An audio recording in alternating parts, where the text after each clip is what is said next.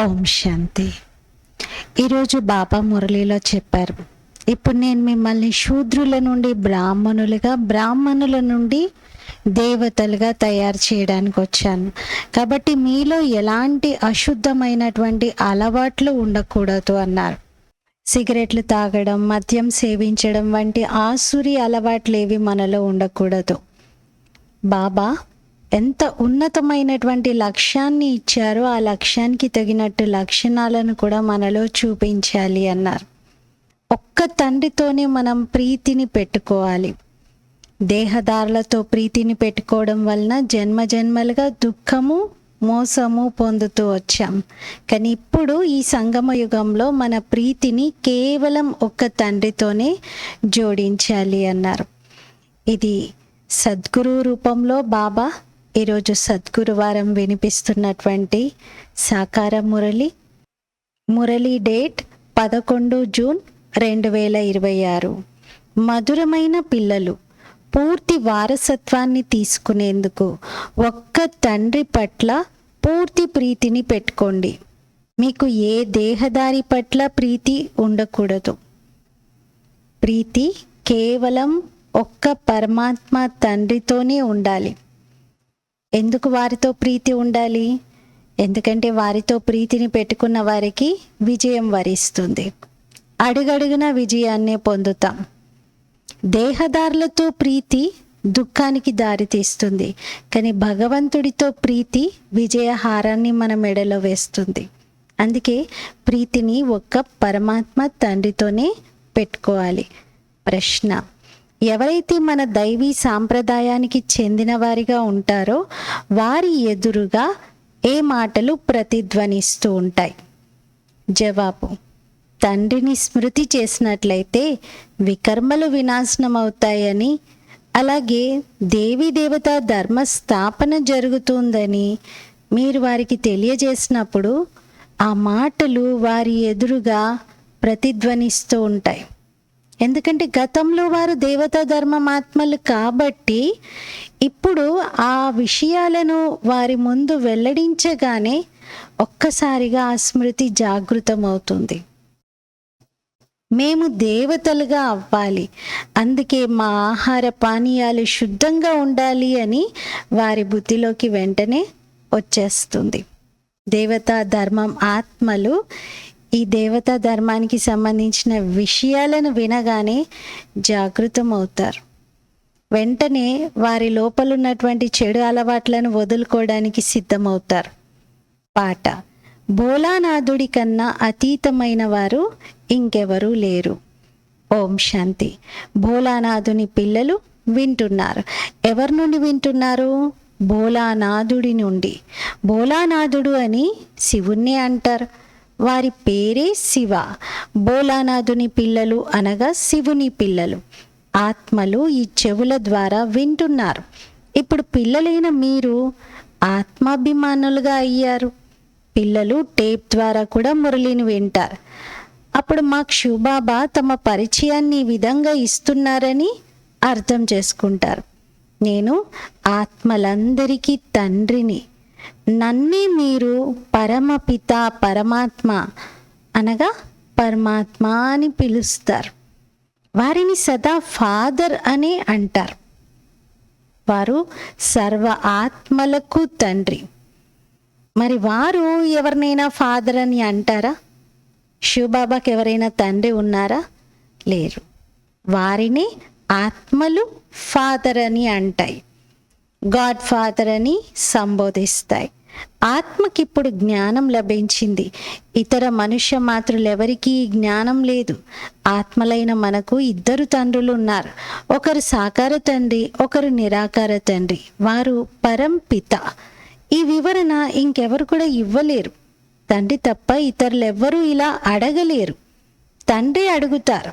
మీరు పరంపిత పరమాత్మ గాడ్ ఫాదర్ అని అంటారు కదా, అలా ఎవరి గురించి అంటారు అని. లౌకిక తండ్రి గురించా లేక పారలౌకిక తండ్రి గురించా? లౌకిక తండ్రిని గాడ్ ఫాదర్ అని అంటారా? అనరు కదా. లౌకిక తండ్రిని అనలేం. హిందీలో పరమ పిత అనే పదం కూడా ఉంది. వారు ఒక్కరే. నిరాకారుడు. ఈశ్వర, ప్రభు లేక భగవంతుడు అని అనడం వలన వారు తండ్రి అనేది రుజువు అవ్వదు. గాడ్ ఫాదర్ అనే పదము చాలా బాగుంది. వారు మా గాడ్ ఫాదర్ అని ఆత్మ అంటుంది. లౌకిక ఫాదర్ అయితే కేవలం శరీరానికే తండ్రి. మీకు ఎంతమంది తండ్రులు ఉన్నారు అని మిమ్మల్ని ఎవరైనా అడిగితే ఒకరు లౌకిక ఫాదర్, ఇంకొకరు పారలౌకిక ఫాదర్, ఇలా మీరు చెప్తారు కదా. మనకైతే 3 తండ్రులు ఉన్నారు అనే విషయం సంగమ యుగంలో తెలిసింది. అలౌకిక ఫాదర్ కూడా ఉన్నారు, ప్రజాపిత కూడా. కానీ ఇన్ జనరల్గా ప్రతి మానవ ఆత్మకు 2 ఉంటారు. ఆత్మకు ఒకరు తండ్రి, శరీరానికి ఒకరు తండ్రి. శరీరాలకు తండ్రి అయితే అందరికీ వేరువేరుగా ఉంటారు, కానీ సర్వ ఆత్మలకు కూడా తండ్రి ఆ పారలౌకిక తండ్రి పరమాత్ముడు. మరి ఇద్దరిలో ఎవరు పెద్ద? తప్పకుండా పారలౌకిక ఫాదర్ అని అంటారు. పతితులందరినీ పావనంగా తయారు చేసే పారలౌకిక తండ్రి అని వారికి మహిమ ఉంది. ఇది కూడా ఇప్పుడు మీరు అర్థం చేసుకుంటారు. ప్రపంచంలో ఎవరు ఈ విషయాన్ని అర్థం చేసుకోరు. తండ్రి అర్థం చేయించారు. మీకు పారలౌకిక తండ్రి పట్ల ప్రీతి ఉంది. ఇతరులది వినాశకాలే విపరీత బుద్ధి. ఇప్పుడిది వినాశన సమయం. అదే మహాభారత యుద్ధం ఇప్పుడు జరగనున్నది. ఒకరికొకరు విమానాలు, ట్యాంకులు మొదలైన వాటిని సప్లై చేసేసుకుంటూ ఉన్నారు. అందరికీ ఇస్తూ ఉంటారు. ధనానికి రిటర్న్లో ఎవరికి ఏది కావాలంటే అది ఇస్తూ ఉంటారు. అప్పుగా కూడా తీసుకుంటారు. ఇలా విమానాలు, తుపాకులు మొదలైనవన్నీ కొంటూ ఉంటారు. ఈ వస్తువులన్నీ చాలా ఖరీదైనవిగా ఉంటాయి. విదేశీయులు తయారు చేస్తారు, అవి మళ్ళీ అమ్ముతూ ఉంటారు. భారతవాసులు విమానాలు మొదలైన వాటిని అమ్మరు. ఈ వస్తువులన్నీ విదేశాల నుండి వచ్చాయి. ఇప్పుడు అన్ని అమ్మే వాళ్ళు కూడా పరస్పర దేశాల మధ్య వైరం కలిగేలాగా చేస్తాయంట. ఎందుకంటే మరి వాళ్ళ యొక్క సరుకు ఎలా అమ్ముడు పోవాలి? వాళ్ళన్నీ తయారు చేసి పెట్టారు. వాటిని ఎవరైనా కొనుక్కోవాలంటే వాళ్ళకి అవసరం పడాలి. అవసరం పడాలంటే పరస్పరం గొడవలు ఏర్పడాలి, యుద్ధాలు జరగాలి. ఇది కూడా ఒక వ్యాపారమే. వాటిని తప్పకుండా ఉపయోగిస్తారు. పారేయడానికి కొనరు కదా. వారు వినాశకాలే విపరీత బుద్ధి గల యాదవ సాంప్రదాయానికి చెందినవారు. వారు యూరోప్లో ఉంటారు. అందులో అందరూ వచ్చేస్తారు. యూరోప్ అంటే ఒక యూకే ఉన్నది, అక్కడే కాదు అంటున్నారు బాబా. మొత్తం అన్ని దేశాలు బాబా దృష్టిలో యూరోప్ అని అంటారు, కానీ అందులో అన్ని రాష్ట్రాలు, అన్ని దేశాలు అన్నీ వచ్చేస్తాయి. భారత్ తప్ప మిగతావన్నీ వచ్చేస్తాయి. భారత్ అయితే అవినాశీ ఖండము. ఎందుకంటే ఇది అవినాశీ తండ్రి యొక్క జన్మస్థలము. పాత ప్రపంచం సమాప్తం అవ్వబోతున్నప్పుడే తండ్రి వస్తారు. అలాగే ఎప్పటికీ సమాప్తం కానటువంటి స్థానంలో వారు జన్మ తీసుకుంటారు. తండ్రి వచ్చారు కావుననే శివ జయంతిని జరుపుకుంటారు. కానీ శివబాబా ఎప్పుడు వస్తారనేది వారికి తెలియదు.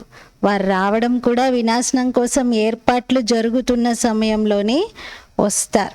చూడండి, అవినాశీ ఖండంగా ఉన్నటువంటి భారత్లోనే వారు వస్తారు. ఇది ఎప్పుడు పూర్తిగా వినాశనం కాదు కదా. ఇప్పుడు బాబా అంటారు, వారు యూరోప్ వాసులు, యాదవ సాంప్రదాయానికి చెందినవారు. వారు సత్యయుగంలో ఉండరు. అక్కడ బౌద్ధులు, క్రిస్టియన్లు మొదలైన వారు ఉండరు. ఇప్పుడు బాబా అంటున్నారు, వారిది వినాశకాలే విపరీత బుద్ధి.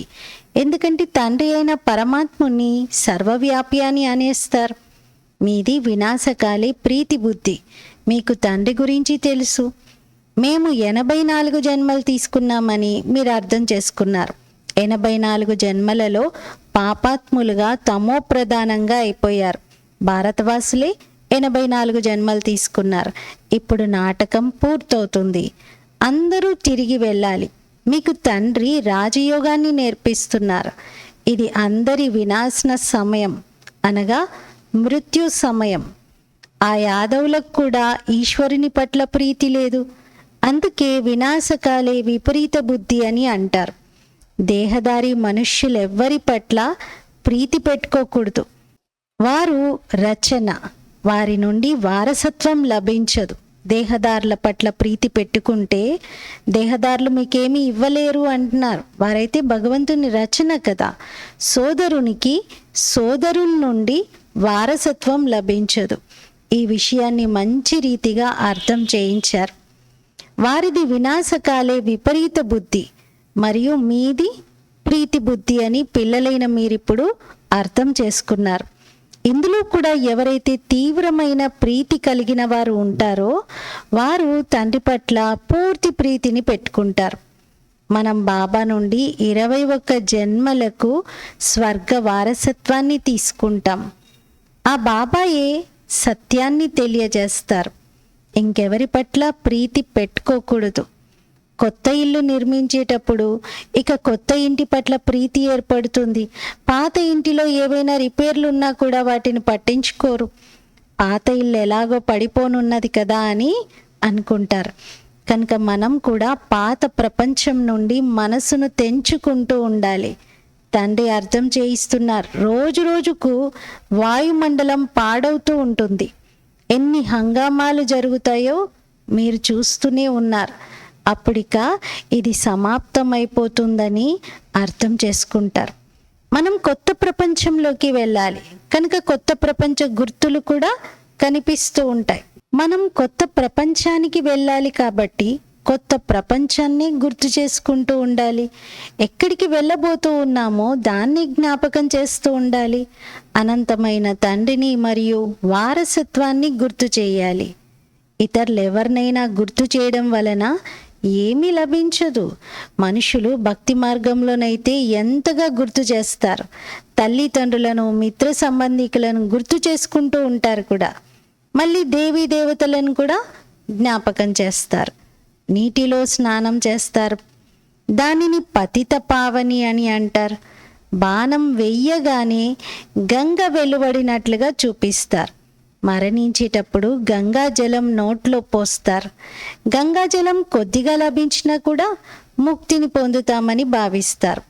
బాబా అంటున్నారు, ఇక్కడ జ్ఞానానికి సంబంధించిన విషయాలు ఉన్నాయి. మీరు కొద్దిగా జ్ఞానం విన్నా దాని ఫలం లభిస్తుంది. ఇది జ్ఞానం వినడానికి సంబంధించిన విషయం. అమృతం అనగా తాగేటటువంటి వస్తువు కాదు, జ్ఞానామృతం ఇది. అంతేగాని స్థూలంగా ఏదో తాగే పదార్థం కాదు అంటున్నారు. ఇది జ్ఞానము. భోగ్ రోజున అమృతం తాగిస్తారని భావించకండి, అలా కాదు. అది తీపి నీరు. భోగ్ రోజున అందరికీ తీర్థం ఇస్తారు కదా అమృతము, అదైతే పంచదారతో తయారు చేయబడేది. నీళ్ళల్లో పంచదార, ఇలాచి, కుంకుమ పువ్వు ఇవి వేసి తయారు చేస్తారు. కానీ ఇది జ్ఞానానికి సంబంధించిన విషయం. జ్ఞానం అనగా తండ్రిని మరియు సృష్టి చక్రాన్ని తెలుసుకోవటం. 84 జన్మలు ఎలా తీసుకుంటారు అనేది అర్థం చేసుకోవడం. అందరైతే 84 జన్మలు తీసుకోలేరు కదా. మొట్టమొదట భారతవాసులే వస్తారు. వారే పూర్తి 84 జన్మలు తీసుకుంటారు. ఎవరైతే దేవతలుగా ఉండేవారో వారే 84 జన్మలను అనుభవించి పతితులుగా అయిపోతారు. తండ్రి వచ్చి మళ్ళీ ముళ్ళ నుండి పుష్పాలుగా చేస్తారు. మనుషులు దేహాభిమానంలోకి వచ్చి 5 వికారాలలో చిక్కుకుపోతారు.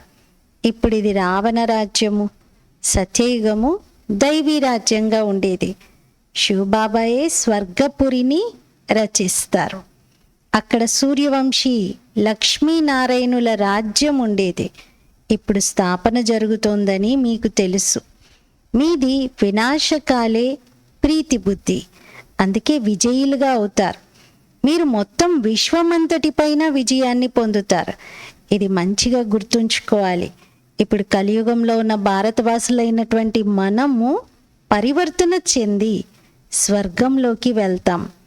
పాత ప్రపంచాన్ని వదిలేయాలి. ఇవి వికారీ సంబంధాలు. వీటిని బంధనాలని అంటారు. మీరు వికారీ బంధనాల నుండి బయటకు వచ్చి నిర్వికారీ సంబంధాలలోకి వెళ్తారు.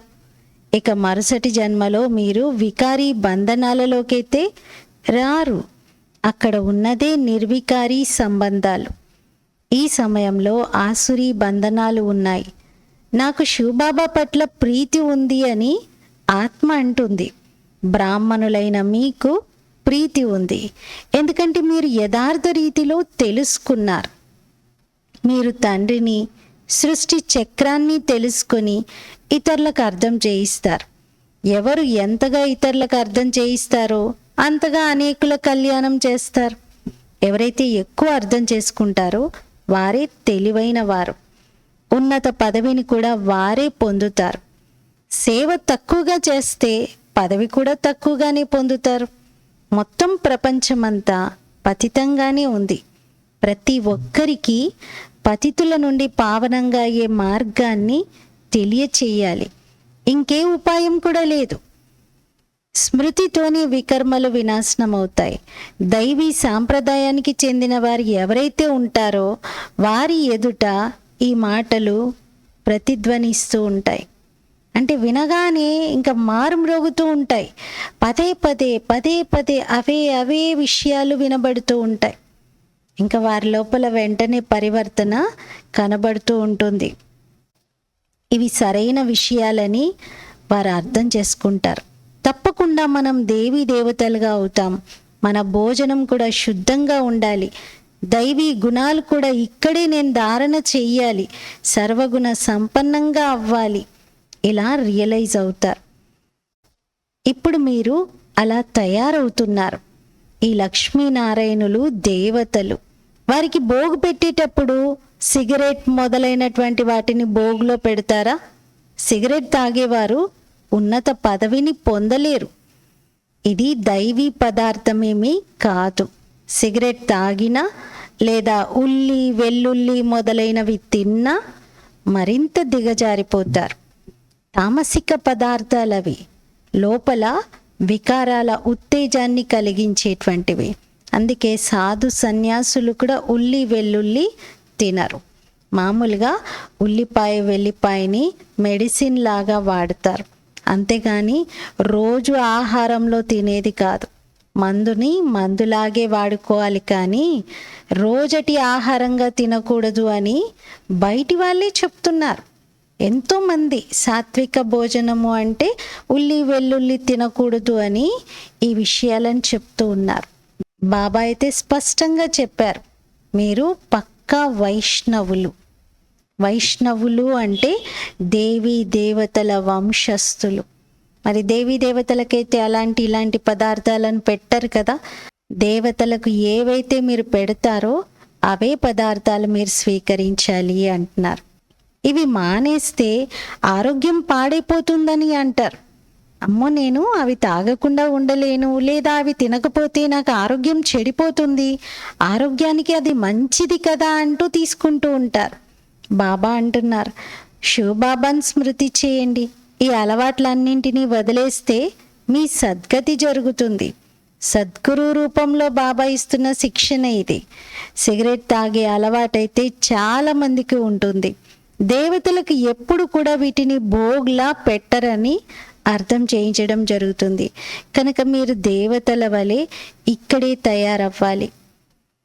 మమ్మ చంద్రమణి దాదీజీ యొక్క తండ్రికి జ్ఞానం ఇచ్చినప్పుడు ఈ ఒక్క విషయంతోనే ఆయన రియలైజ్ అయ్యి తన చాలా ఖరీదైనటువంటి మందు బాటిల్ అన్నింటినీ కూడా పూర్తిగా నేలపైన కొడుతూ పడేశాడు. మా అమ్మ చెప్పారు, దేహం అనే దేవాలయంలో ఆత్మ ఒక చైతన్య దేవత. మందిరంలోని మూర్తికి మీరు ఎలాంటి నైవేద్యం పెడతారో ఈ దేహం అనే దేవాలయంలో కూడా ఆత్మరూపీ దేవతకు అటువంటి ఆహారమే పెట్టాలి, కానీ మద్యము, సిగరెట్టు ఇలాంటివి పెట్టకూడదు అని అన్నారు. అంతే, ఇంకా అది హార్ట్కి టచ్ అయిపోయి ఇంటికి వెళ్ళి తన దగ్గర ఉన్నటువంటి ఇంపోర్టెడ్ ఆల్కహాలిక్ బాటిల్స్ అన్నిటినీ పడేశాడంట. పూర్తిగా ఒక్కసారిగా రియలైజ్ అయ్యి దేవతా ధర్మం ఆత్మ కాబట్టి వెంటనే టచ్ అయింది. ఆయన పూర్తిగా తన ఆస్తులన్నింటినీ కూడా సమర్పణం చేసుకొని తన కుటుంబంతో సహా బ్రహ్మ బాబాను పూర్తిగా ఫాలో చేశారు. అలా బాబా అంటారు, దేవతా ధర్మం ఆత్మలకైతే వెంటనే టచ్ అవుతుంది. మీరు దేవతల వలె ఇక్కడే తయారవ్వాలి. మీరు చీచీ పదార్థాలు తింటూ ఉన్నట్లయితే ఆ దుర్వాసన వస్తూ ఉంటుంది. సిగరెట్ లేదా మద్యం తాగే వారి నుండి దూరం నుండి దుర్వాసన వస్తూ ఉంటుంది. పిల్లలైన మీరు దైవీ గుణాలని ధారణ చెయ్యాలి. వైష్ణవులుగా అవ్వాలి. ఎలాగైతే విష్ణువుకు సంతానం ఉంటారో అలా మీరు కూడా విష్ణు సంతానంగా అనగా దైవీ సంతానంగా అవుతారు. ఇక్కడ మీరు ఈశ్వరీయ సంతానము. ఇది మీ సర్వోత్తమమైన జన్మ. దేవతల కన్నా మీరు ఉత్తములు. మీరు ఇతరులను కూడా ఉత్తములుగా తయారు చేసేటటువంటి వారు. ఇది అనంతమైన తండ్రి యొక్క మిషనరీ. క్రిస్టియన్ల మిషనరీ ఉంటుంది కదా, తమ క్రిస్టియన్ ధర్మంలోకి అనేకులను కన్వర్ట్ చేసేస్తారు. ఇది ఈశ్వరీయ మిషనరీ. మీరు శూద్రుల నుండి బ్రాహ్మణ ధర్మంలోకి కన్వర్ట్ అయి తర్వాత దేవతా ధర్మంలోకి కన్వర్ట్ అయిపోతారు. మేము శూద్రుల నుండి ఇప్పుడు బ్రాహ్మణులుగా అయ్యామని మీకు తెలుసు. మీరు జీవిస్తూ మరణించారు. తర్వాత మళ్ళీ దేవతలుగా అవుతారు. గర్భం నుండి జన్మ లభిస్తుంది. ఇక్కడ బాబా మిమ్మల్ని ధర్మాత్మలుగా తయారు చేయడానికి దత్తత తీసుకున్నారు. తండ్రి మిమ్మల్ని తమ వారిగా చేసుకున్నారు. పిల్లలకు తండ్రి నేర్పిస్తారు. మీరు బ్రాహ్మణుల నుండి మళ్ళీ దేవతలుగా అవుతారు. దేవతలు ఎంత ఉన్నతమైన వారు! వారిలో అన్ని దైవీ గుణాలు ఉన్నాయి. ఆత్మలైన మీరు పవిత్రంగా అయినప్పుడు శరీరం కూడా పవిత్రమైనది కావాలి. పాత శరీరం సమాప్తం అవ్వనున్నది. తర్వాత మీకు సతోప్రధానమైన కొత్త శరీరం కావాలి. సత్యయుగంలో 5 తత్వాలు కూడా సతోప్రధానంగా అవుతాయి. బాబా అంటారు, మీరు శూద్ర వర్ణంలో ఉండేవారు, ఇప్పుడు మళ్ళీ బ్రాహ్మణ వర్ణానికి చెందిన వారిగా అయ్యారు. తర్వాత దైవీ వర్ణంలోకి వస్తారు. 84 జన్మలు తీసుకుంటారు కదా. బ్రాహ్మణ వర్ణాన్ని మాయం చేసేశారు. ఇప్పుడు తండ్రి శూద్రుల నుండి బ్రాహ్మణులుగా చేసి దేవతలుగా చేస్తారు. డైరెక్ట్గా దేవతలుగా కాలేరు. ఇప్పుడు బ్రాహ్మణులైన మీరు పిలక వంటి వారు. పిల్లి మొగ్గలాట ఉంటుంది కదా, ఇప్పుడు బ్రాహ్మణులుగా ఉన్నారు, తర్వాత దేవతలుగా, మళ్ళీ క్షత్రియులుగా, వైశ్యులుగా, శూద్రులుగా, మళ్ళీ బ్రాహ్మణులుగా. ఇలా పల్టి కొట్టే ఆట అంటారు. తల కాళ్ళు 2 కూడా కలుస్తూ ఉన్నాయి. తల భాగంలో ఎవరిని చూపించారు? ముఖ భాగంలో దేవతలను. తలలోనే మళ్ళీ ఒకవైపు పిలక. కాళ్ళు అంటే శూద్రులు, అంటే విరాట రూపంలో ఒక్కొక్క భాగంలో ఒక్కొక్కరిని చూపించారు. అయితే పల్టి కొట్టే ఆటలో ఎలా అయితే కాళ్ళు భుజాలపైన వేసుకొని అంటే తలకి ఆనించి పల్టి కొడుతూ ఉంటారు, అలా ఇక్కడ బాబా అన్నారు మీరు కూడా ఈ చక్రంలో తిరుగుతూ ఉన్నారు. దీనిని చక్రం అని అంటారు. ఇప్పుడు మీరు బ్రాహ్మణ వర్ణంలో ఉన్నారు. ఈ జ్ఞానం ఇప్పుడుంది, తర్వాత ప్రారబ్ధం లభిస్తుంది. ఈ సమయంలో మీరు నంబర్ వారీగా పురుషార్థం చేస్తూ ఉన్నారు. అక్కడ 21 జన్మలు సదా సుఖమయంగా ఉంటారు. కొందరు రాజ్యవంశంలోకి, కొందరు ప్రజలలోకి వెళ్తారు. రాజ్యవంశంలో చాలా సుఖం ఉంటుంది. తర్వాత కలలు తగ్గిపోతాయి. మీకు 84 జన్మల జ్ఞానం లభించింది, స్మృతి కలిగింది. తండ్రి వచ్చి అర్థం చేయిస్తున్నారు. మధురాతి మధురమైన పిల్లలు, ఇప్పుడు మీ 84 జన్మలు పూర్తయ్యాయి. కొందరు 84 జన్మలు, కొందరు 80, కొందరు 50, కొందరు 60 జన్మలు కూడా తీసుకుంటారు. అందరికన్నా ఎక్కువగా భారతవాసులైన మీరు సుఖాన్ని చూస్తారు. ఈ డ్రామాలో మీ పేరు ప్రసిద్ధి చెందింది. మీరు దేవతల కన్నా ఉన్నతమైన వారు. మేమే పూజ్యులుగా అవుతామని మీకు తెలుసు. సత్యయుగంలో మనం ఎవరిని పూజించము, అలాగే మనల్ని కూడా ఎవరు పూజించరు. ఇప్పుడు లక్ష్మీనారాయణలను వాళ్ళ ప్రజలు పూజిస్తారా? లేదు, గౌరవిస్తారు. అక్కడ సాక్షాత్తు ప్రతి మానవుడు దేవతగా, ప్రతి ఇల్లు దేవాలయంలాగా ఉంటుంది. ఇంకా ప్రత్యేకంగా పూజలు చేయడం అనేది ఉండదు, వాళ్ళే దేవతలు. తర్వాత కళలు తగ్గిపోతూ ఉంటాయి. మనం పూజ్యుల నుండి పూజారులుగా అయి తల వంచి నమస్కరిస్తూ ఉంటాం. ద్వాపరంలో మనం పూజారులుగా అవ్వడం ప్రారంభిస్తాం. అంటే ద్వాపర యుగం నుండి మనం పూజారి పాత్ర పోషిస్తాం. ఇంకొక విధంగా చెప్పాలి అంటే ద్వాపర యుగం నుండి మన పూజ పాత్ర కూడా మొదలవుతుంది. అంటే పూజ్య దేవతల రూపంలో మనము మందిరాల్లో పూజింపబడతాం. కానీ పూజారిగా మనమే వాటిని పూజిస్తాము అంటున్నారు బాబా. అంతిమానికల్లా అందరూ వ్యభిచారులుగా అవుతారు. ఈ శరీరము 5 తత్వాలతో తయారు చేయబడినది. ఎవరైనా దీనిని పూజిస్తే దానిని భూత పూజ అనే అంటారు. ప్రతి ఒక్కరిలో 5 భూతాలు ఉన్నాయి. దేహాభిమానం అనేటువంటి భూతము నెంబర్ 1. భూత సాంప్రదాయం అనండి లేదా ఆసురీ సాంప్రదాయం అనండి, విషయం ఒక్కటే. బాబా వచ్చి మళ్ళీ దైవీ సాంప్రదాయాలుగా తయారు చేస్తారు. తండ్రి భూతాల నుండి విడిపించడానికి వస్తారు మరియు తనతో యోగం జోడిస్తే దేవతలుగా తయారు చేస్తారు. గురునానక్ కూడా పరంపిత పరమాత్ముడు మనుషులను దేవతలుగా చేస్తారని మహిమను పాడారు. వారే పతితులను పావనంగా తయారు చేసేవారు. అచ్చా, मीठे मीठे सिकीलते बच्चों प्रति मात पिता बाप दादा का याद प्यार और गुड मॉर्निंग. रूहानी बाप की रूहानी बच्चों को नमस्ते. हम रूहानी बच्चों की रूहानी बाप दादा को याद प्यार गुड मॉर्निंग और नमस्ते. मेरा बाबा मीठा बाबा प्यारा बाबा शुक्रिया बाबा. ధారణ కొరకు ముఖ్య సారము. ఫస్ట్ పాయింట్, బ్రాహ్మణుల నుండి దేవతలుగా అయ్యేందుకు చీచీ అలవాట్లు ఏవైతే ఉన్నాయో వాటన్నింటినీ వదిలివేయాలి. శూద్రులను బ్రాహ్మణ ధర్మంలోకి కన్వర్ట్ చేసి దేవతలుగా చేసేందుకు ఈశ్వరీయ మిషన్ యొక్క కార్యంలో సహయోగులుగా అవ్వాలి. మద్యం, సిగరెట్ లేదా అశుద్ధమైన అలవాట్లు ఏమున్నా సరే వాటిని తొలగించుకోవాలి. సెకండ్ పాయింట్, ఈ వినాశకాల సమయంలో ఒక్క తండ్రి పట్ల సత్యమైన ప్రీతిని పెట్టుకోవాలి. పాత ఇల్లు పడిపోనున్నది కాబట్టి దీనితో మనసును తొలగించి కొత్త దానితో జోడించాలి. ఇక్కడ కొత్తది అంటే బాబా ఇచ్చే వారసత్వం, నవయుగం, స్వర్గం అని అర్థం.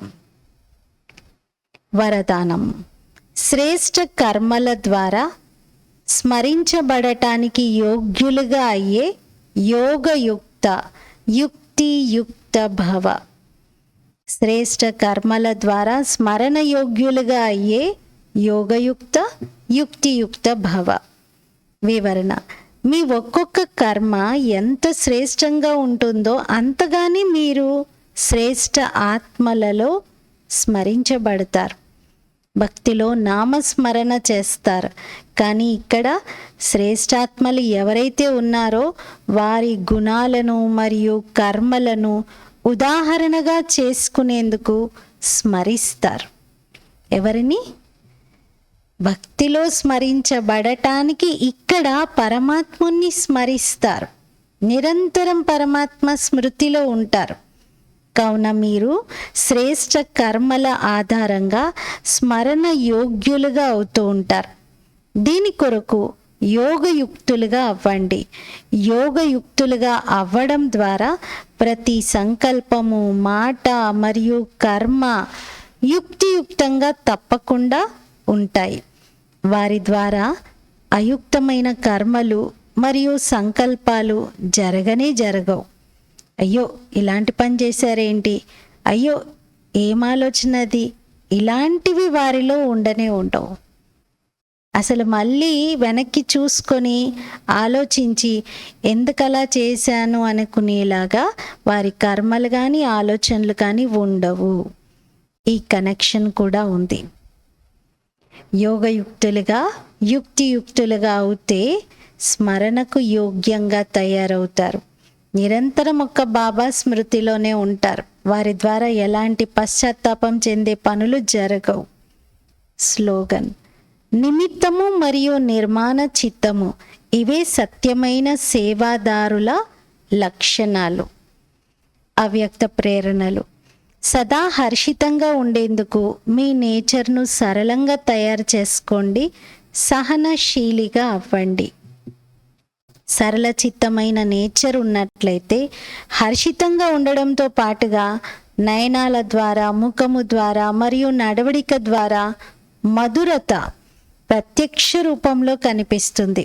వారిలో స్వీట్నెస్ అందరికీ కనబడుతుంది. ఎప్పుడూ నోటి నుండి కఠినమైన మాటలు వెలువడవు. వారి మనస్సు, బుద్ధి, మాటలు అన్నీ సమానంగా ఉంటాయి. మనసులో ఒకటి, మాటలలో మరొకటి ఉంటే అది సరళతకు గుర్తు కాదు. సరళ స్వభావం కలవారు సదా నిర్మాణ చిత్తులుగా, నిరహంకారిగా, నిస్వార్థంగా ఉంటారు. ఈరోజు స్వమానము: నేను యోగయుక్తమైన, యుక్తియుక్తమైన ఆత్మను. శ్రేష్ఠ కర్మల ద్వారా స్మరించబడటానికి యోగ్యంగా అయ్యేందుకు ఇక్కడ నిరంతరం బాబాను స్మరిస్తూ ఉందాం. ఓం శాంతి.